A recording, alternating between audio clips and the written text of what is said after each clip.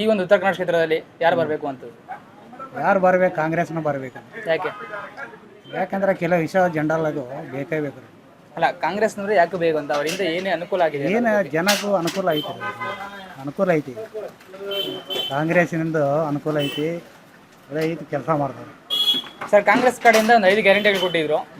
But ಕೆಲವೊಂದಿಷ್ಟು ಜನ 5 ಗ್ಯಾರಂಟಿಗಳು ಕೂಡ ಕೊಡಬಾರ್ದಾಗಿತ್ತು, ಕೊಡೋದ್ರಿಂದ ಜನರು ಒಂಥರ ಸಂಬಳ ಹೇಳ್ತಾ ಇದ್ರೆ ಕೆಲಸ ಮಾಡಲ್ಲ ಅಂತ ಹೇಳ್ತಾರೆ. ಅವ್ರು ಅಂತಾರೆ ಬಿಡ್ರಿ. ಯಾಕಂದ್ರೆ ಕೆಲವು ಮಂದಿಗೆ ಚಲೋನ ಆಗಿತ್ತಲ್ಲ, ಕೆಲವು ಮಂದಿಗೆನೆಲ್ಲ ಚಲೋನ ಆಗೈತಿ.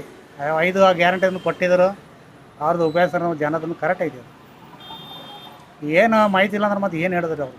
ಹೌದು ಸರ್. ಅನಂತಕುಮಾರ್ ಹೆಗಡೆ ಅವರು ಇದಕ್ಕೂ ಮುಂಚೆ 6 ಬಾರಿ MP ಆಗಿರೋ ಕ್ಷೇತ್ರದಲ್ಲಿ ಏನೇನು ಡೆವಲಪ್ಮೆಂಟ್ ಮಾಡಿದ್ದಾರೆ ಸರ್? ಯಾಕಂದ್ರೆ ಇಲ್ಲಿವರೆಗೂ ಅಲ್ಲಿ ಒಂದು ಮಲ್ಟಿ ಸ್ಪೆಷಾಲಿಟಿ ಹಾಸ್ಪಿಟಲ್ ಇಲ್ಲ, ಉದ್ಯೋಗ ಅವಕಾಶಗಳು ಅಂತ ಕೈಗಾರಿಕೆಗಳಿಲ್ಲ, ಟೂರಿಸಂ ಪ್ಲೇಸ್ ಡೆವಲಪ್ಮೆಂಟ್ ಇಲ್ಲ. ಅದ್ರ ಬಗ್ಗೆ ಏನು ಹೇಳ್ತೀರಾ? ಅದ್ರಾಗ ಏನು ಟೂರಿಸ್ಟ್ ಆಗ್ತಾವ್ರಿ, ಇವತ್ತರ ನಾಳೆ ಇದನ್ನು ಮಾಡ್ತಾರೆ, ಅದಕ್ಕೇನೇ ಇಲ್ಲ. ಸರ್, ಈಗ ಕಾಂಗ್ರೆಸ್ ಕಡೆಯಿಂದ ನಿಂಬಾಳ್ಕರ್ ನಿಂತಾರೆ, ಅಂಜಲಿ ನಿಂಬಾಳ್ಕರ್ ಅಂತ ಬಿಟ್ಟು. ಬಿಜೆಪಿ ಕಡೆಯಿಂದ ಕಾಗೇರಿ ಅವರು ನಿಂತ್ಕೊಂಡಿದ್ದಾರೆ.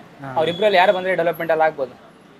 ಯಾರು ನಮ್ಗೆ ಹೇಳಕ್ ಬರೋದಿಲ್ಲ, ಜನದ ಮ್ಯಾಗ ಡಿಪೆಂಡ್. ಅಲ್ಲ, ನಿಮ್ಮ ವೈಯಕ್ತಿಕ ನೀವು ಹೇಳಿ. ಇಲ್ಲ, ನಮ್ಮ ಐತಲ್ಲ, ನಮ್ದು ಏನೈತಲ್ಲ, ನಮ್ದು ಹಾಕಿದ್ರು ಕಾಂಗ್ರೆಸ್ ಕರೆ, ಕಾಂಗ್ರೆಸ್ ಕಡೆ. ಕಾಂಗ್ರೆಸ್ನ.